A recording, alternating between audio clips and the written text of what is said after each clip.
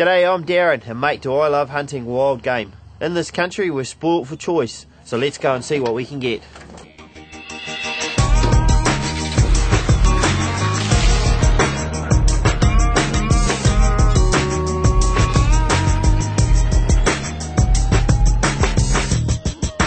It's important to remember that the quality and safety of wild game is directly related to how well you look after it in the field and at home. This DVD will provide you with helpful information on keeping your meat safe for you, your friends and family to enjoy.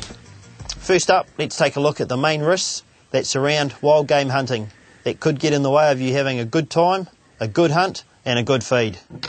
There are two main food safety risks that hunters face from wild game.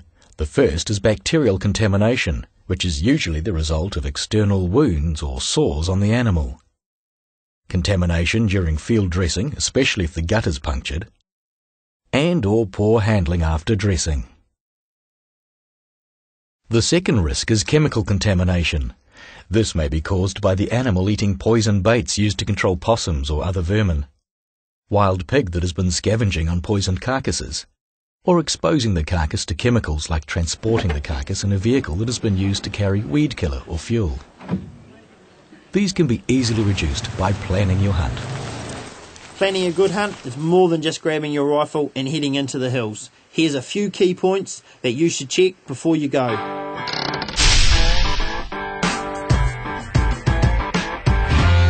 When planning a hunt, you should firstly find out if poisons have been laid in the area where you'll be hunting.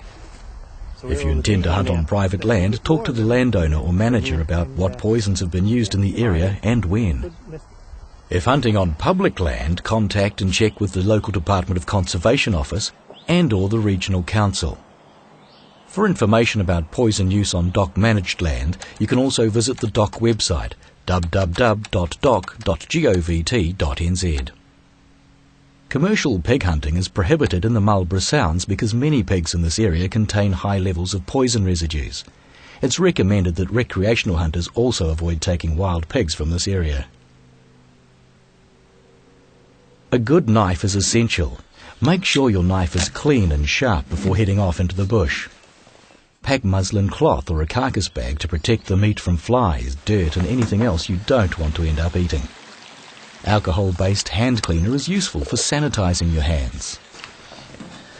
A lot of my mates laugh about the hand cleaner, but mate, it really works.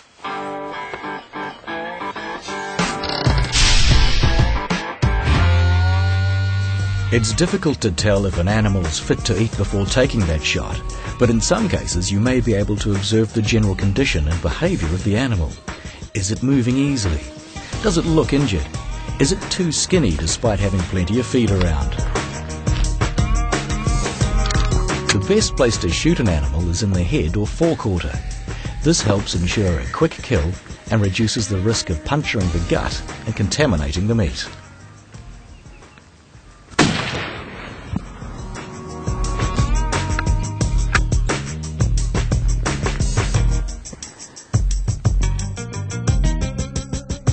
Once you've made your kill and are ready to field dress it, there are a few things to remember in order to get the best out of your meat. Look over it, it's in really good condition. Check the animal for general condition: wounds, sores, pus, broken bones and the bullet entry point. This will be a really good eater. Unless you make a decision straight away that it's not worth continuing to dress the animal, just keep its general condition in mind as you proceed to gut it. Ensure the knife and hands are clean before gutting. If you haven't got water available, antibacterial wipes or alcohol-based hand cleaner are good alternatives. And remember to pack out what you pack in. Remember to wash your knife and hands while gutting, especially if you puncture the gut. Don't wipe the blade on your pants or on the ground. And don't use the same old rag from the last hunting trip. Bleeding the animal will assist in cooling the carcass. Field dressing is important because this is the first step to good quality eating meat. If you have shot a stag, the first thing to do is remove the pizzle, testes and scent glands to avoid tainting the meat. Cut around the anus to free the anal tract. When opening the gut cavity, use your fingers to prevent the knife puncturing the gut by placing them under the blunt side of the knife as you run the knife down the belly of the animal. Take your time because this is a delicate part. This is where a specialised gutting knife can be useful. Once you open the gut cavity, you can then pull the anal tract out and away from the carcass before removing the rest of the gut and internal organs. This reduces the risk of contaminating the carcass with fecal matter. It's critical to avoid puncturing the gut when gutting the animal, as this will contaminate the meat with bacteria, and if you puncture the bladder, this will also ruin the meat. Removing the gut and organs quickly helps cool the carcass. Check the organs and meat carefully for signs of disease. Make sure they are the right size and colour and are free of abscesses, cysts and or pus. If they look swollen or infected, the animal may not be safe to eat.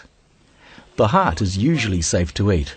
Never eat the liver or kidneys, and don't feed them to your pets, as these organs concentrate poisons.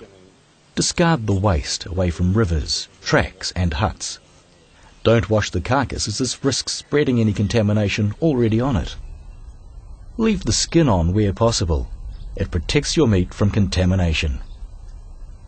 It's important to keep the meat as cool and dry and clean as possible. Hang carcasses well out of the sun and off the ground.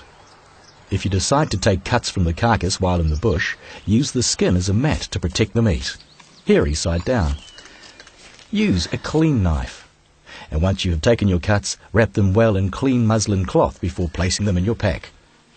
After a long day in the bush, there's nothing like a good feed of wild game while you're still out here. But there's a couple of things to remember.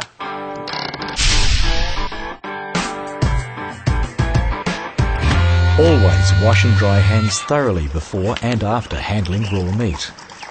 Always use clean utensils, knives and chopping boards when preparing food. If you're away hunting over several days and you shoot an animal early in the hunt, it's best to eat it immediately. It may not last until you can get it home unless the weather is very cold. Try to prepare meals fresh each day.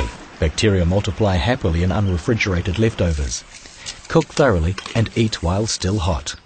Transporting your carcass is a really important part of the hunt, but it can be easily overlooked.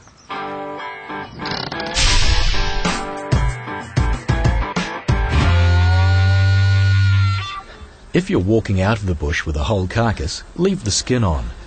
Make sure you have cleaned your vehicle before you go hunting so you have a safe place to put the animal carcasses. Keep your vehicle free from any poisons, bait or other chemicals and dirt. Avoid stacking warm carcasses on top of each other, as they'll go off quicker. Don't transport a carcass on the bull bars or bonnet of the vehicle, as the heat from the engine may cause meat to deteriorate quickly. If transporting meat inside a vehicle, using the air conditioning or opening a window will help keep things cool. Don't use the heater. Once home, carcasses are often hung to be aged before being cut up. Hang them in a cool place, preferably under refrigeration, otherwise the meat will spoil. Wrapping the carcass in a carcass bag is useful to protect it from contamination. Food safety at home is something we can all improve on. Here's a couple of simple, easy tips to keep your meat safe for the family to eat.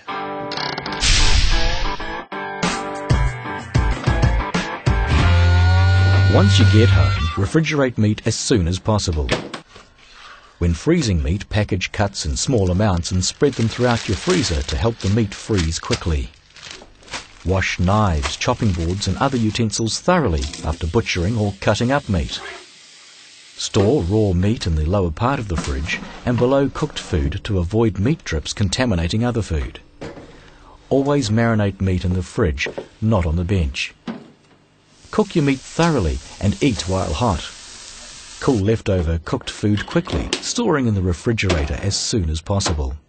If reheating a meal, make sure the food is cooked thoroughly and steaming hot right through to the middle. Don't reheat food more than once. Now I just want to talk about a problem that's common with wild pigs. These guys can be tasty, but they can cause a lot of discomfort. Wild pork may be infected with the trichinella parasite. Trichinellosis, also called trichinosis, is a disease caused by eating raw or undercooked wild pork infected with the Trichinella spiralis worm. These parasites are too small to be seen. trichinella worms can be killed by thoroughly cooking your pork to 75 degrees or higher right through. Smoking or microwaving of pork may not kill the worms. A meat thermometer is useful to check your pork is cooked properly. Freezing the pork for at least 20 days will also kill the parasite. Any pork to be fed to animals should also be cooked thoroughly or frozen.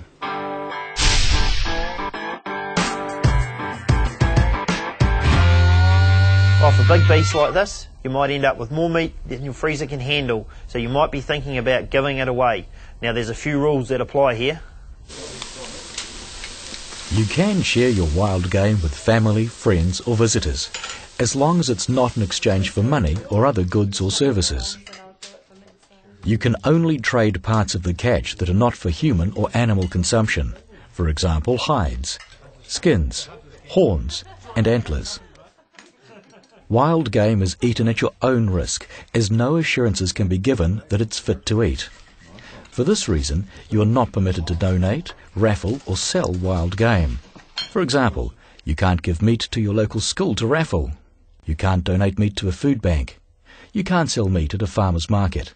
A restaurant can cook your meat, but only for you and your party. With these simple rules, you know your meat is safe to eat and you'll really enjoy your next wild game meal.